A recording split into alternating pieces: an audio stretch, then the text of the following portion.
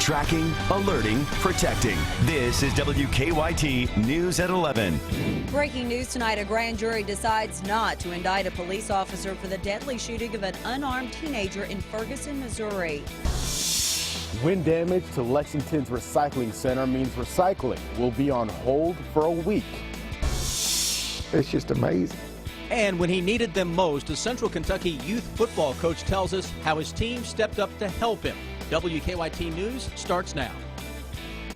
We begin tonight with a breaking news alert out of Ferguson, Missouri. Good evening. Within the last few hours, prosecutors announced a police officer will not be indicted for the deadly shooting of an unarmed teenager earlier this year. The grand jury's decision came after it spent weeks looking over evidence in the case. Investigators say Ferguson police officer Darren Wilson shot 18-year-old Michael Brown in August. Now take a look. This is a live look now at Ferguson, Missouri, where hundreds of protesters reacted in anger following that announcement. There you see a massive fire. And just moments ago, all you could see were flames, with the firefighters quickly trying to put that huge building out here tonight. Some police cars have been vandalized, we understand. Fires, of course, have been set, and police have used smoke and pepper spray to try and disperse those crowds in that area. Omar Villafranca has the breaking details now of the grand jury's decision not to indict. We with you. We love you. The mother of Michael Brown broke down Monday night. Moments after prosecutors announced a grand jury's decision not to indict Ferguson police officer Darren Wilson for the shooting death of her 18-year-old son. They determined that no probable cause exists to file any charge against Officer Wilson and returned a no true bill on each of the 5 indictments. Hundreds of protesters took to the streets of Ferguson, some shaking a police car, while officers responded with tear gas. Officer Wilson fatally shot Michael Brown as the two scuffled on August 9th. The shooting touched off weeks of sometimes violent, racially charged protests in Ferguson and other cities around the country. As the grand jury neared its decision following 3 months of work, Michael Brown's father urged supporters to remain peaceful. President Obama echoed his request. Now, Michael Brown's parents have lost more than anyone. We should be honoring their wishes. The Brown family released a statement saying, "We are profoundly disappointed that the killer of our child will not face the consequence of his actions." And they once again called for protesters to channel their frustration in ways that will make a positive change. Omar Villafranca, CBS News, Ferguson, Missouri.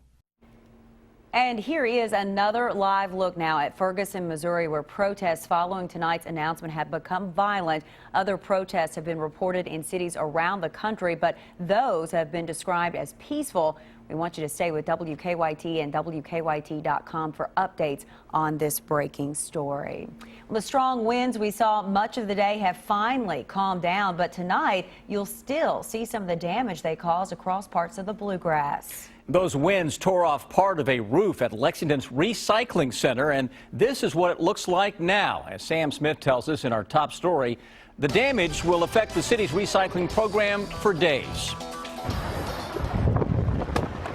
When recycling arrives at Lexington's recycling center, its first stop is this building. But as you can see, strong winds damaged the roof. You know, the winds were pretty intense in Lexington, and the material ended up ripping, and then it was flying about 30 feet up into the air. Director of Waste Management Tracy Thurman says with this building out of commission, the city can't properly process recycled materials for at least a week. If you can hold back on those recycling materials, then that'll help us out here until we can further identify our issues that we have and get back to processing. There's never a good time for something like this to happen, but with Thanksgiving this week, not being able to recycle could be a problem for some folks. Well, it's disappointing, but I think we can get by. Residents like Mark Pasquarello are asked to keep their bins inside for now. People in Lexington really do care about recycling. It's a very organized city, and I think that they'd be able to make sure everything works out well. The damaged piece of the center is covered by a warranty. Officials never thought they would have to use it because the material was expected to be able to handle strong winds. In Lexington, Sam Smith, WKYT. No other damage was done to that center. The city will have a better idea of when recycling will resume tomorrow. The fire department, code enforcement officials, and the building manufacturer will assess the damage. A woman tells us she is lucky to be alive tonight after a tree crushed her car with her inside. Janice Bates was driving on Harinko Drive in Harrodsburg this morning when strong winds knocked down a tree. That tree fell on her car. A nurse saw what happened and rushed in to help. Bates says that nurse held her hand and called 911. God was with me, and they told me if somebody had been with me that it probably would have killed them. Bates was taken to the hospital to be treated for some cuts and bruises, but otherwise she's pretty much okay. She says she doesn't know the name of the nurse who helped her, but she wants to thank that woman. Really close call. You probably noticed that those strong winds also brought in some much colder air. Chief Meteorologist Chris Bailey shows us what he's tracking right now in the forecast. Chris? Yeah, guys, thankfully the winds calmed down early this afternoon, leaving behind a lot of damage, unfortunately, but now the chill is bleeding in from the northwest. We're still at better than 40 degrees into parts of the Bluegrass State, yet just across the river into sections of Indiana and Ohio, 30s and even some 20s are showing up. So with the wind still stirring a little bit, that colder air is slowly pressing its way on toward the south and southeast. A little closer inspection of the numbers. 41 seems to be a very popular number for parts of the Bluegrass region. Getting ready to cross into the upper 30s, though, across northern Kentucky. Still milder the farther southeast that we live. Live First Alert Defender, nothing going on across Kentucky. I want to take you into the Gulf of Mexico. Why am I taking you to the Gulf? Look at this big pipeline of moisture that now stretches from the Carolinas all the way through the Gulf, and actually you can cross over Mexico and find a little bit of a tropical connection with that coming out of the Pacific Ocean. This is an East Coast winter storm that is developing. It's going to take a track right across parts of the Outer Banks. That means a close brush with that winter storm for parts of Kentucky. But I'm also tracking another little light snow system, guys, just in time for that busy Thanksgiving travel period just ahead. Thank you, Chris. This is quite a story. A little more than a week ago, he lost a foot in an accident with some farming equipment. Tonight, a Boyle County youth football coach wants to thank the community that has helped him since then. We first told you about Dale Shepperson Friday night at 11. Over the weekend, his team raised thousands of dollars to help pay his medical bills. Now, Shepperson is talking about the accident and all the support he's received. WKYT's Jerica Insko has the story new at 11. He said hello, and I said, Brian, I need you now. That was Dale Shepperson's call for help from his Perryville farm 8 days ago. I just made a wrong move with my foot, and it caught me.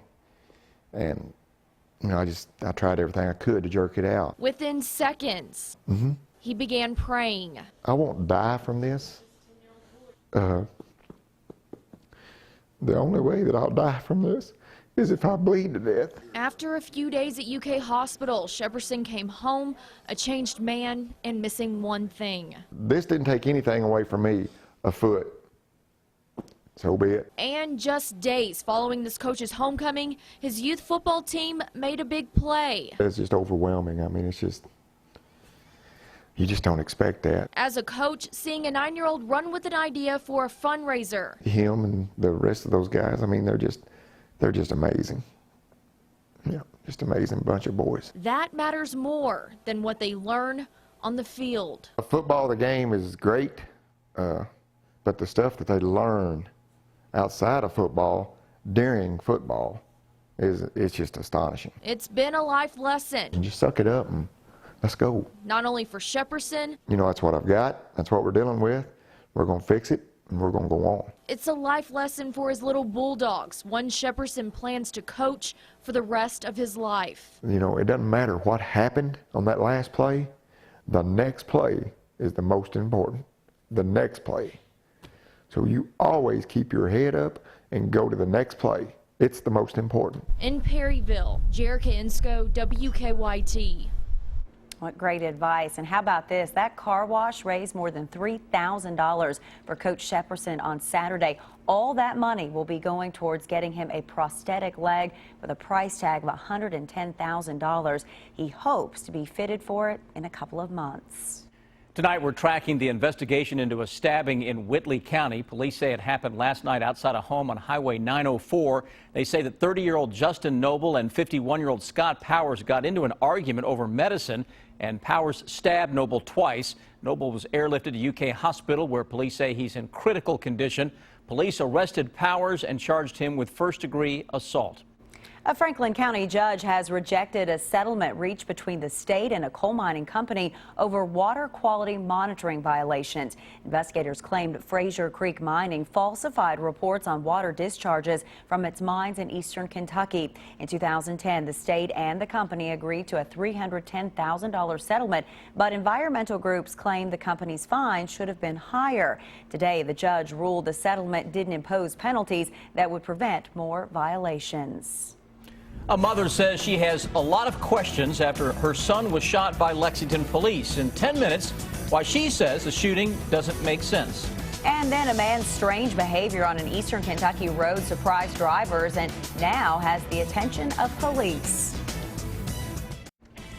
We continue to track breaking news out of Ferguson, Missouri tonight. Once again, a grand jury has decided not to indict Officer Darren Wilson for the shooting death of 18-year-old Michael Brown earlier this year. The grand jury's decision came after a 3-month investigation. Both President Obama and local officials there have asked for calm tonight, but angry protesters are in the streets of Ferguson setting fires, vandalizing cars. We want you to keep checking WKYT.com for updates, and we'll have the very latest tomorrow morning beginning at 4:30 on WKYT. Tonight, the mother of a man shot by Lexington police says she doesn't believe her son would want to hurt anyone. Police say that yesterday morning, Joseph Kilburn was involved in a drug deal not far from Berea Christian Church. They say that 2 Lexington police officers, Wesley Farley and Christopher Mason, were on patrol when they saw it. Police say Kilburn then tried to run down the officers with his truck, so they shot him. Kilburn's mother says her son's friends told her Kilburn was trying to drive away from the officers, not run over them. If my child did this, you know, he's going to have to pay for what he did if he did do this. You know, if he did what they're accusing him of. But still, the end don't justify the means. Coote says her son was shot in the head. She tells us he is stable at UK Hospital. The 2 police officers are on administrative assignment while police investigate. 3 people had to be taken to the hospital after a crash in Pulaski County. It happened around 9:30 this morning on US 27 near Science Hill. The Pulaski County Sheriff's Office says 86-year-old Robert Hayden pulled his truck into the path of a car, causing the crash. Hayden was airlifted to UK Hospital. Police say 2 people in the car, 23-year-old Christopher Meese and 40-year-old Kathy Meese, were taken to a hospital in Somerset. Their conditions are not known tonight. A disturbing sight for drivers along a busy Perry County road. Police are trying to find a man they say has been exposing himself. June Madden tells us she was driving along Old Kentucky 80 near Hazard yesterday. She says suddenly a man got out of a car and exposed himself to her as she passed by. As I got closer to it, this man jumped out of the car, done a little dance, and jumped back in the car. And my first reaction was, what just happened? The Perry County Sheriff's Office says they've received other reports of the man doing the same thing to other drivers on the same road. Police say they have an idea of who the man is, but so far they say they haven't been able to find him. Thousands of families in Lexington will have a meal for Thanksgiving thanks to some generous people. God's Pantry Food Bank began handing out Thanksgiving food baskets today. Each basket includes a turkey, vegetables, and other traditional Thanksgiving foods. God's Pantry has baskets for 4,500 families in need thanks to donations and volunteers. It's a great program. People are really grateful and really relieved to have the opportunity to share in this great American tradition of Thanksgiving. If you signed up for a basket but haven't picked it up yet, you can do so tomorrow at St. Luke United Methodist Church on Alumni Drive or Broadway Christian on North Broadway. Each church will hand out baskets from noon until 2 and from 5 until 7. A lot of people work so hard to make all that possible.